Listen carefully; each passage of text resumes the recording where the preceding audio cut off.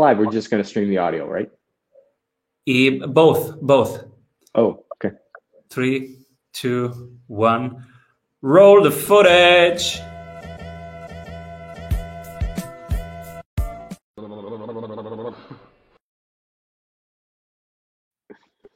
Welcome back, everybody, to the Strategy Sprints podcast. I'm your host, Simon Severino, and my guest today is a successful venture capitalist who has backed some of the most game-changing companies in fintech and insurtech, like Coinbase, Personal Capital, Clearcover, TrueCar, Extend, Next Insurance, and numerous other unicorns.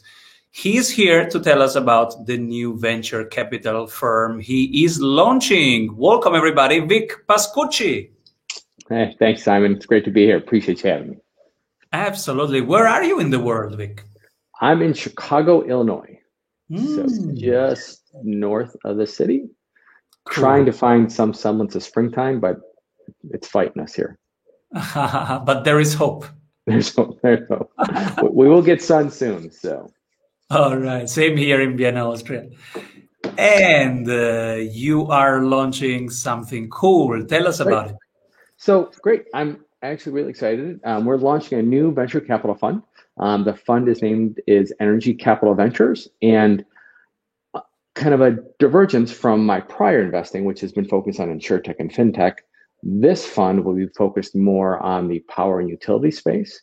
And on the surface, people are like, this is a complete divergence. What's going on? You know, you've always been kind of a fintech, insurtech guy. You know, what's happening? Why are you making this change? And I think the reality is there's so many similarities to financial services and the power and utility industry. People just don't see it until they take a step back and look at it, right? If you look at the power and utility industry, it's got a huge regulatory burden, customer satisfaction issues, aging infrastructure, new entrants coming to market to compete with them that they never expected. You've got new technologies coming on board that will either be great enablers or potentially great disruptors. On top of that, then you've even got both customers in a regulatory environment questioning their very business model, right? What does that sound like? That's financial services 15 years ago, right? With the same tensions, the same pressures. And then if you look at a lot of the enabling technologies that a lot of venture firms in this space invest in, it has a lot to do with financial services. You'll see insurance for new power sources. You'll see new ways to finance, new technologies relative to this space, as well as a lot of the enterprise technologies that these companies rely on, whether it's cybersecurity, IoT, all those types of call center operations. It's the same technologies that these companies are relying on. So I'm really excited to take what I've learned in the last 15 or 20 years in one industry and apply it to a new industry, and hopefully have that same type of game-changing impact that helps families, communities, and industries across the board. This is a beautiful example. Pros never think in industry. They think in the complexity of the problem, the pattern of the problem, and what needs to be solved. And they find similar structures in different industries and across fields, and they apply it to that. In my old company, we did benchmarking because there was no numbers about strategy. So nobody had numbers on what is a good strategy that really works and a bad strategy, and how you can know it numerically. And what we found out that was across industries, a good strategy was based around pattern of complexity and problems to solve that you just lined up. And the numbers were same across industries, but still people think in industries.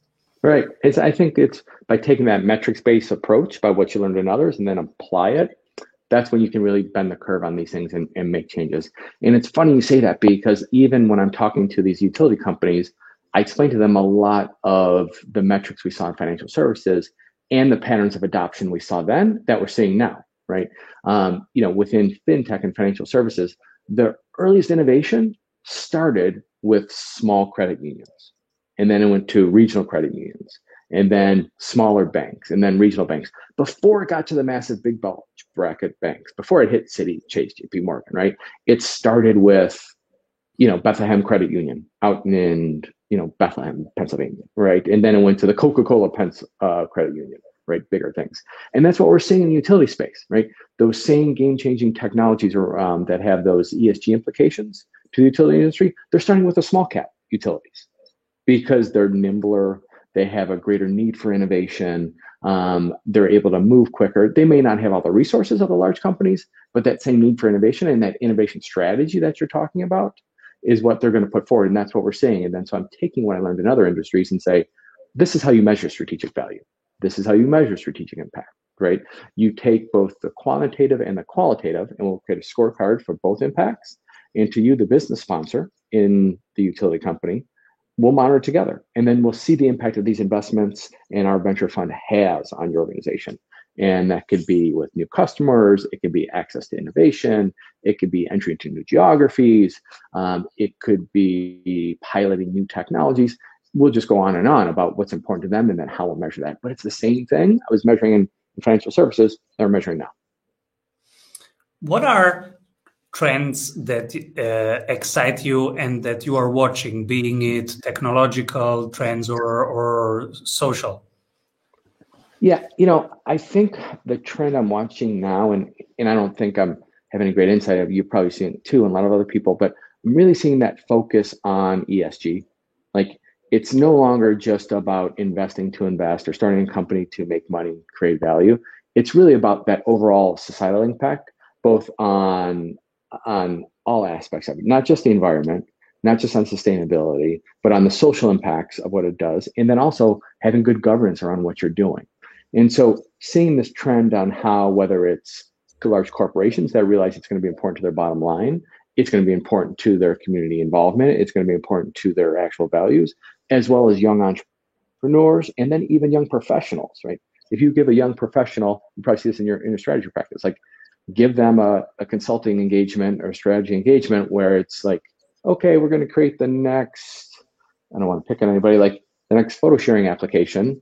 Or you say, we're going to focus on a new technology that's going to bring efficient and safe energy to lower and mid-income families. They're going to pick the one that has those ESG implications. So I see that trend covering not just the utility space, but also the financial services space, as well as the consumer space. Yes, impact, especially social impact, social progress, inclusion and diversity are becoming more and more on the radar. Also, this is something that 15 years ago we could not measure. What is the impact, the social impact, the environmental impact of a company? We couldn't measure that 15 years. We can now. This will change things.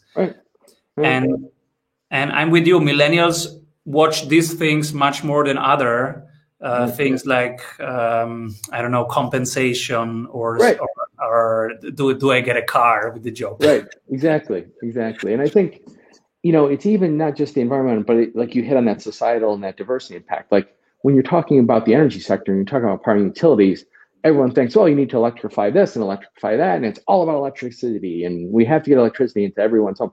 The reality is this society, the average consumer, the average home, cannot afford a power wall or a new EV or to put geothermal in their house. But they can afford renewable natural gas. They can afford natural gas that's safe, that's effective, that leaves no carbon footprint. Like those types of things can matter and do things. And then also, you've just got the infrastructure problems that the grid and everything else can't handle all these things. So I think looking at like, yes, you want to be part of the electrification, but the reality is the societal inclusion, whether it's like your typical family across the United States and probably across Europe as well, like they just can't afford that, and the infrastructure is not there. So how do you create a power source? How do you create an energy transition plan that's inclusive of everybody and allows everybody to have energy when they need it, have it cost effectively, and have it safely? So I think it's really kind of the whole E, the S, and the G that's kind of coming together around things. I'm so excited who you pick for the strategy award after one word from our sponsors. Hey, if you love what you are hearing, you will love our free masterclasses. Go grab them at strategysprints.com. When everybody zigs, this person is zagging, but from your perspective, they are doing the right thing. Who do you pick? There's a venture fund out there that I've been fond of since the very beginning, in their earliest days. It's the firm called Rivet Capital. It's Mickey Malka and Nick Shalik. And while everybody in the early days was kind of following trends and like doing very precise portfolio analysis and construction about, oh, you had to just do this much money in this type of deal and do this many deals in order to get the returns. Like these guys, when I see them invest, like if they believed in something, they were going all in. Like they weren't doing like, oh, I can just do 5% of my fund in X, Y, or Z, right? And I'm going to stay away from Bitcoin because I'll just do a little bit. Like they went all in when everyone was saying no, even much sooner, much earlier than I did, right? And then if you play the tape forward, they're a big investor in Robinhood, and you saw a lot of press and media and fanfare around Robinhood, and some people are like, oh, let's leave them. They got like, are they doing the right thing? There's this GameStop thing. You know, Rivet Capital said, no, we believe in what they're doing. We do believe they're democratizing access to investing. And so they plot $1 billion in, according to the press releases, right? Those are the people like within, and I'm speaking more about financial services and venture capital, and so they're quintessential check the box, perfect portfolio construct that's perfectly like a spreadsheet that makes everyone's limited partners happy. Like these guys invested with conviction. They invested when they thought was right and who they thought was right. And it was like everyone's going one way, they went the other. And from the outside looking in, the rewards would indicate, or the returns would indicate they're winning. So I have a lot of respect for what they do and how they do it. Definitely going against the grain, and beautiful that they go with their heart and it works. Yeah. Thank you. What are 3 books that inspired you most? So the 3 books that inspired me the most, the first would probably be The Master Key System by Charles Haanel. The second would be The Science of Being Great by Wallace Wattles. And then the third being the Book of the 5 Rings by Miyamoto Musashi. So all very, 2 similar, 1 kind of different.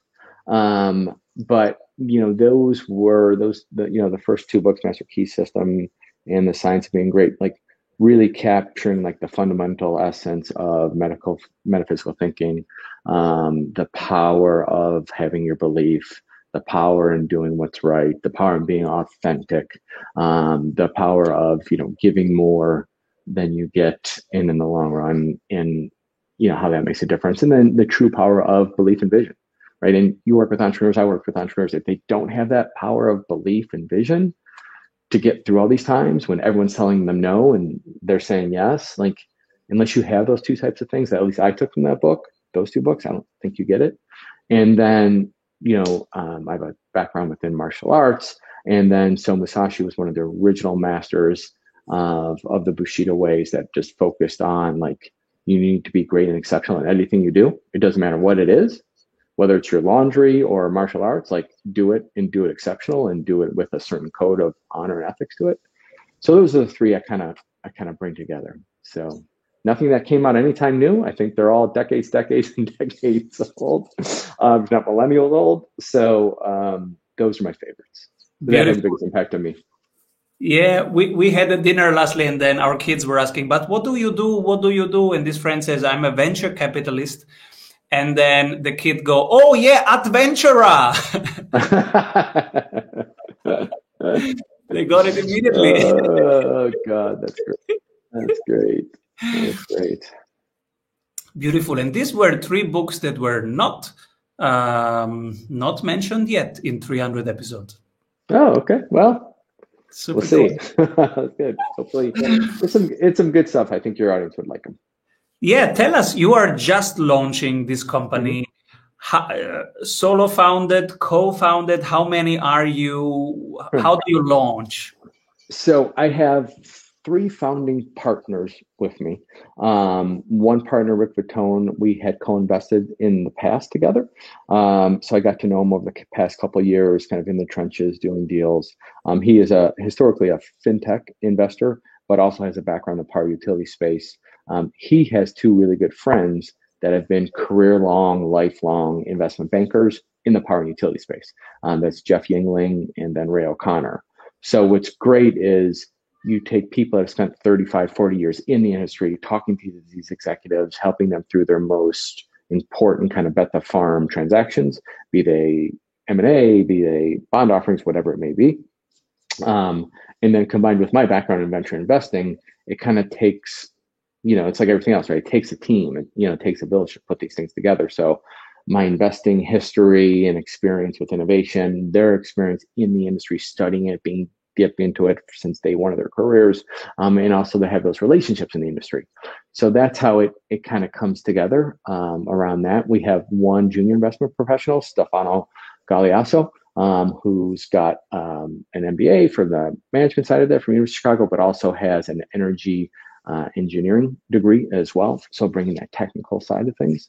So it's really kind of it's an interesting, like most people forget, like venture capitalists have to like hustle and grind as much as everyone else. Like we are out there trying to raise this fund, and we're raising the fund right now. And like a lot of people that don't sit on both sides of the table think, well, you're a VC, you have money, you just invest it. Well, the issue is you got to get the money first, then you got to invest it, and then you got to return that 5-6x to the people that gave it to you so that you can get more money to do it all over again with your next fund.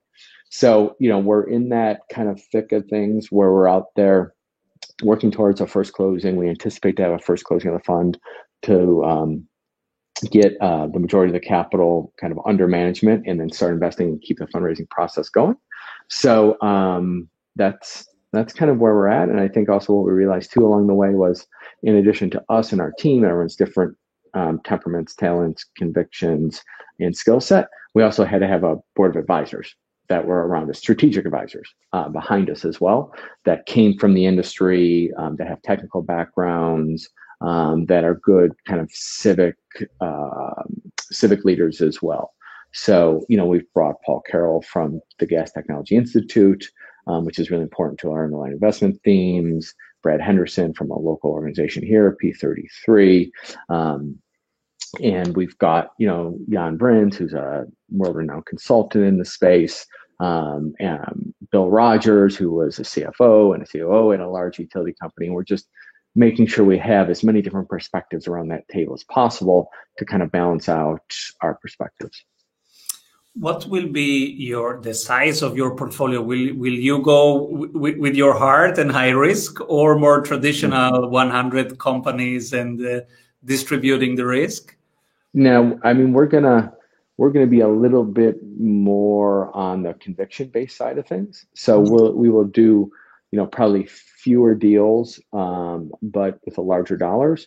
And I think it kind of balances out really well with one, how we like to invest and what we believe in, but also balances out really well with our limited partner base. And we're raising money from the power and utilities space. So these corporations that provide gas, natural gas, provide electricity, mostly natural gas, the local distribution companies, will be our limited partners. And what we'll be able to do is show them everything we see. We'll show them the thousands of deals we'll look at. But the ones we are going to invest in, like, they will know we think these are the best in the industry and the best for them and have the greatest strategic impact as well as financial impact for them. And so we'll be able to invest with that type of conviction that's there. So it's kind of that great balance of being able to invest with conviction and have capital sources that appreciate that conviction, and the capital sources as well that are very helpful to us as we analyze these investments, as we analyze the technologies, as we analyze these companies. So between them and our advisory board, when we do lay down a bet, it'll be a bigger one with conviction. I would estimate this portfolio maybe will have 10 to 12 companies, the thousands we'll look at. So it'll be pretty concentrated. And then after that, it'll be about getting after it again and go after a second fund and raise another one. Well, the good thing of having just 12 is you could supervise them, coach them very closely. Yep. Do you plan to do that, or will you have external partners doing that? Well, we expect to be extraordinarily active with our portfolio companies, take board seats, be active board members, be involved in their business development initiatives, their strategic planning, their recruiting, their fundraising capabilities. But like everything else, there'll be a point where our capabilities will stop and we'll have to bring other people in after that. And that could be around strategy, that could be around accounting, it could be around HR and benefits, it could be around a bunch of different things. But we tend to be very active investors and very hands-on, and also supplement where we need to. Where can people read more about this, stick around, find you? So I'm pretty active out there on Twitter and on LinkedIn. We're in the process of launching the fund. So our full website and collateral materials aren't up yet, but they will be up in the near future. It'll be at energycapitalventures.com. And, I'm always out there on social media. Super cool. Who should be my next guest? I think another interesting investor that I've had an opportunity to work with and become friends with over the past, a guy named Nick Moran from Newstack Ventures. Nick also was one of the original podcasters in financial services and venture capital. He had the first widely adopted podcast called The Full Ratchet, which has had everybody from luminaries like Brad Feld down to guys like me that are still figuring it all out on the show. So he's one of those trailblazers that he's raised his own fund. He's raised on a second fund. He's also leads angel syndicates as well to kind of stay into the flow of things, but also really figured out early on that there's a right way to capture content and community around this thing to help build it. So I think he'd be a great person to have. Super cool. Thank you so much, Vic, for being on the show. My pleasure. And sharing your knowledge and your journey with us. Please come back soon. I will. Thank you very much for having me. Avoid trying to do thousands of things that doesn't work. We have 274 templates for your business success. Reach your ambitious goals with one-on-one sprint coach. We double your revenue in 90